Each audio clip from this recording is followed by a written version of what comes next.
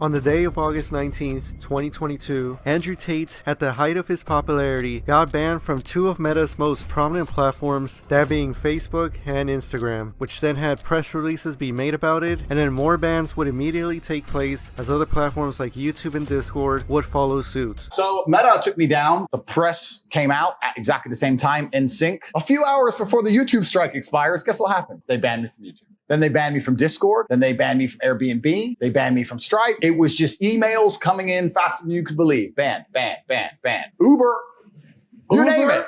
And banks. UK-based banks as well. On the day of the bans, Andrew would go on to Aiden Ross's Twitch stream and seem non-bothered by everything going on. In fact, he would be laughing about it if anything. You just want to sit there being a fat muffin and just do nothing. You're twisting my fucking words like they're doing to you right now, and that's why you got banned. Go get your get back. I'm kidding. I'm sorry. I'm sorry.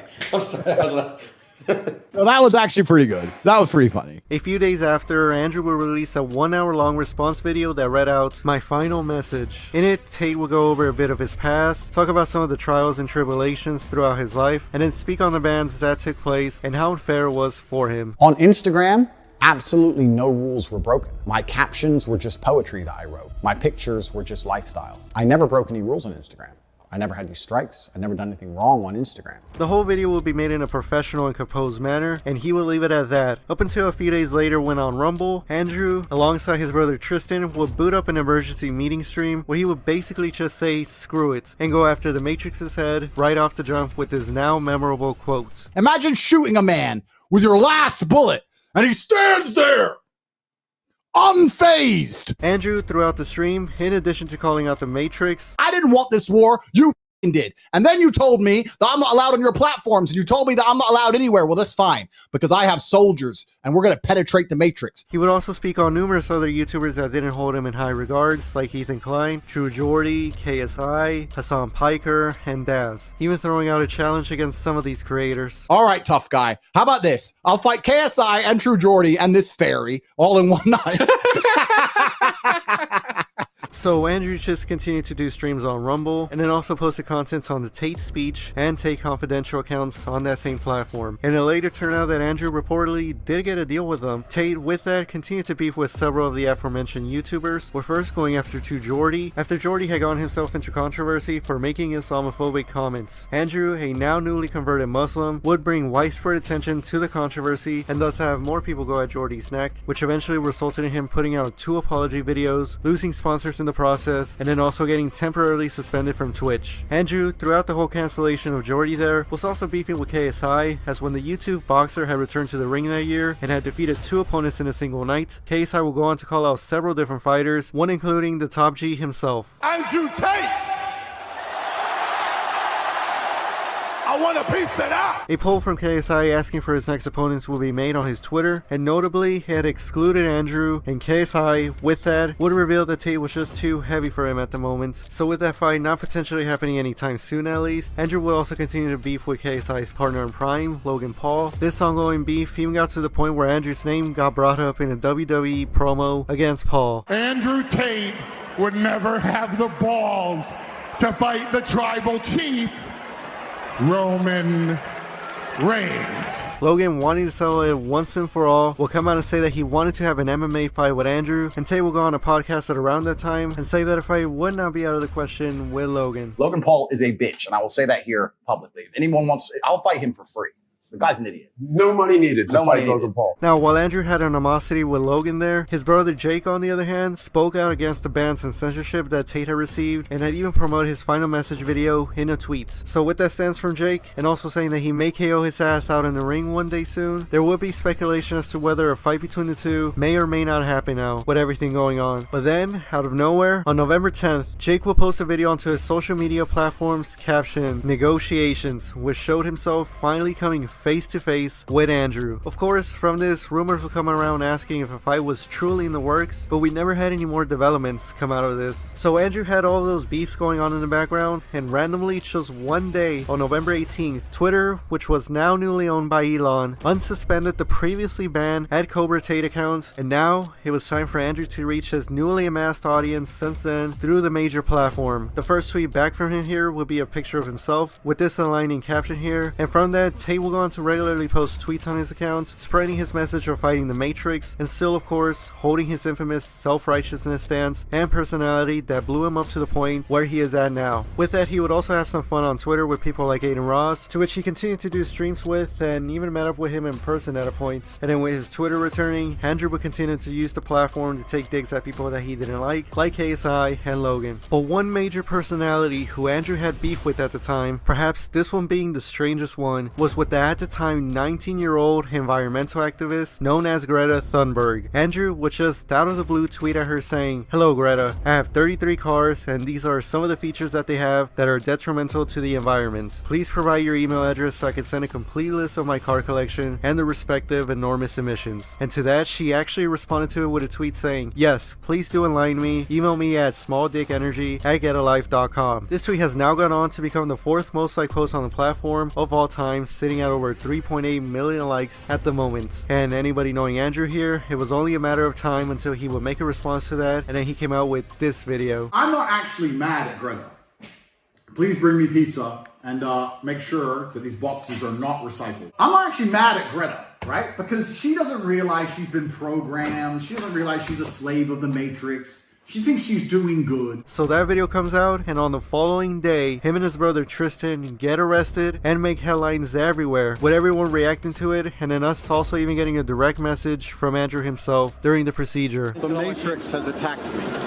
A rumor would then start spreading around saying that the pizza boxes that were shown in the Greta response video had apparently revealed that Andrew was in fact in the country of Romania, and that had then led the officials to come in and take him and his brother away. Romanian authorities would eventually shut that rumor down though, saying that the brothers had actually been under investigation several months prior already, since April of 2022. So now with them arrested, it was just a matter of waiting to see what sort of evidence officials will have against the Tate brothers, and with them proclaiming innocence, the Tates would constantly be appealing to the courts to try and at least be free from being jailed, but it all kept going to no avail. In the meantime, Andrew's Twitter account would still be putting out tweets via somebody else managing it, and the content would not change that much. It still kept dissing people like Logan, continued to be associated with Aiden Ross, and through that, as time went on in the real world, some of Andrew's prized possessions and belongings and assets would get seized, and his brother Tristan would also suffer a bit on the social media side, as his Instagram account also went on to get deleted. Now, during Andrew's time in jail, a major headline came out saying that he had gotten hospitalized,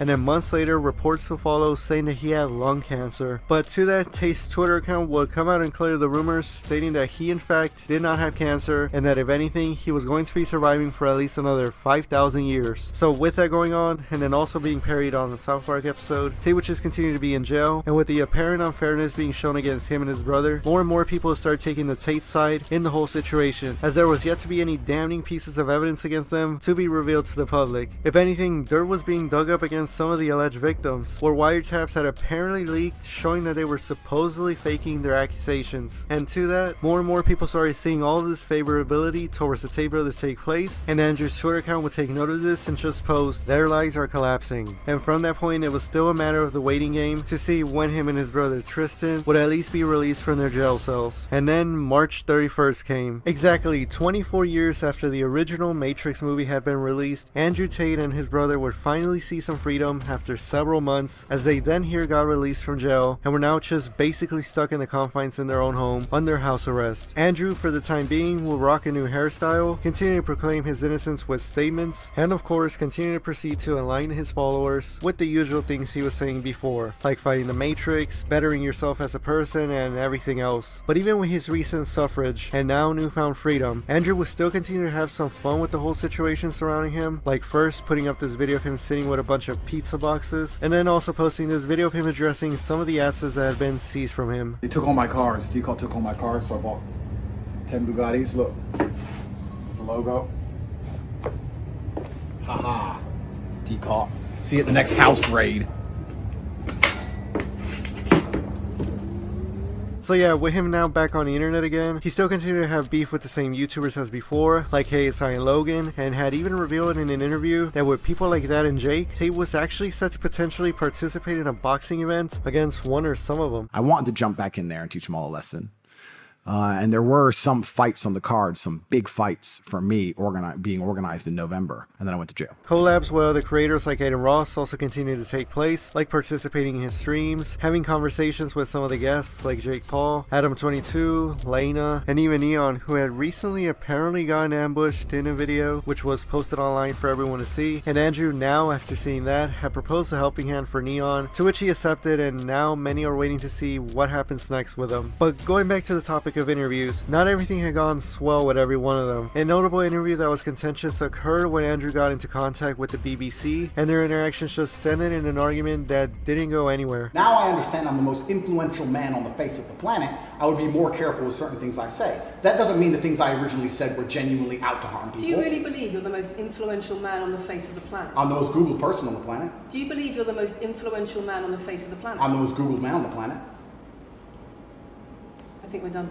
After that mess of an interview from the BBC, with their high amount of dislikes on the video, and an attempt at trying to make Andrew look like an awful person, the traditional / mainstream media had annoyed Andrew enough to the point where he then made a set list of conditions that will be required from now on in order to have them do interviews with him. I no longer have any interest with interacting with the legacy media for free. If you are from the Matrix, you will give me $50,000 in advance, which will be donated to Tate Pledge, which will be used to feed children in war-torn countries. And you will also bring a box of chocolates to my gate, which I will ingest as I listen to your Matrix propaganda and destroy you. Another thing that happened with Andrew then that caused some worry and stir in the community was when he put out this now deleted tweet of himself saying that he had some concerning symptoms after having a regular day and hinted at potentially having been poisoned. Fortunately for Tate, nothing more serious came out of that. He has been fine since then as he has continued to do his usual things, like tweeting out several times a day, or I guess we're now calling it posting on the X platform, right? As it's not called Twitter anymore. But with that, Andrew has continued to post there and has continued to do his emergency meeting streams on Rumble, with the initial return peaking at over 400,000 viewers. And as for his ongoing situation regarding his case, in June he officially got charged with R-word and trafficking charges. Later on, then it got known to the public that Andrew was going to be suing a Florida woman for being a quote-unquote professional con artist in this whole Romania situation. And one last thing that Andrew managed to do ever since being released from jail and being under house arrest was that he went on to launch a new comic book line called D&G Comics. Then from that, when August 4th rolled around, things would take a turn into a positive manner once again for the Tate brothers, as a new appeal of theirs to be released from house arrest will be granted to them, with restrictions now being that they just can't leave the country of Romania. And I guess the way that they celebrated that was that on the following week, both Andrew and Tristan did a 24-hour stream of them recreating the experience of them being in jail. We could finish our whole jail sentence in a day.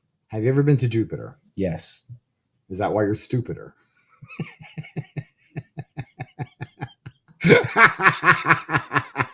You will never recover. Now, as for what's next for them, they're just going to keep posting on the X platform as they truly despise Meta even more now. Andrew, do you think Threads is a copy of Twitter? Do you Threads is gay! Listen, people have been complaining about internet censorship. Elon comes along, buys Twitter, gives everyone the chance to speak freely on the internet for the first time in modern history ever, and then Zuck comes along, Mr. Cancellation, the head of all censorship, the first company that banned us along with everyone else's Meta. He comes along and goes, I'm going to copy Twitter, come over to a version of Twitter where you can get censored all the time. What's the point? Yeah. Why would you even sign up to that? How gay are you? They're going to keep doing content for Rumble and continue to preach the stuff that they have been preaching. Trial-wise, people are just going to have to keep waiting as details into the case keep being looked at by the justice system over there. And from the looks of it, it may take years until we get a verdict on the whole situation. In the meantime, the brothers will keep fighting the good fight in their eyes, whether or not they get canceled by any sort of platforms or movement. And that goes especially for Andrew, as he continues to be a massive name in the space that is targeted by many people